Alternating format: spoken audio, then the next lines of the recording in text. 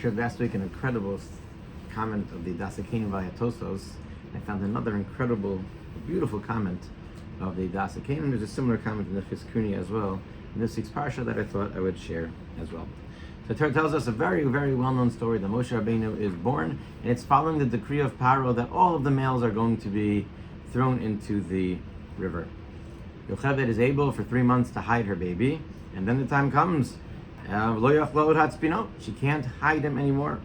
And she prepares a basket, and she puts her precious son inside. And puts it on the edge of the river. And Miriam, Isha Tzidkanis, special sister, stands there waiting to see what's going to happen. Eventually she is rewarded for that in the future. But then what happens? The daughter of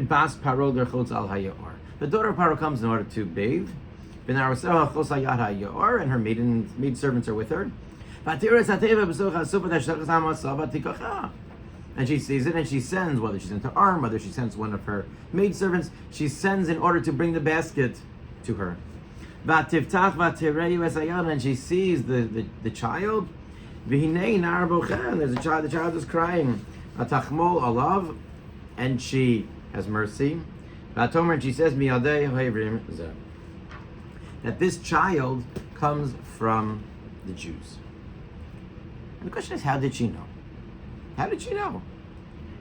What's the, where was it? What is it that they gave it away that she knows that this child, she had no idea who's in the basket, is in fact a Jewish child? So the Ibn Ezra and the Rashbam comment that when she sees him, she determines his gender, sees that he's circumcised, has a bris milah, must be it's a Jew. The Ramban says, who else is going to be putting their babies in the river? It must be people that are trying to avoid Paro's decree, so it comes from the Jews. Rashi, there was a special glow. There was something very, very special about him. Beautiful, beautiful pshatim. But there's another question that stands out. Why does the Torah switch from Yeled? She opens up and she sees the child, and the child, but it switches from Yeled to Na'ar, is crying. It's a very strange switch. Why?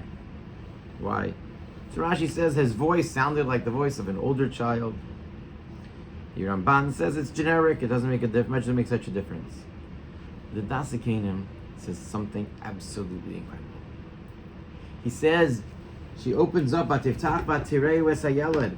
up and she sees that it's a boy. She opens it up, she sees how she shows the gender.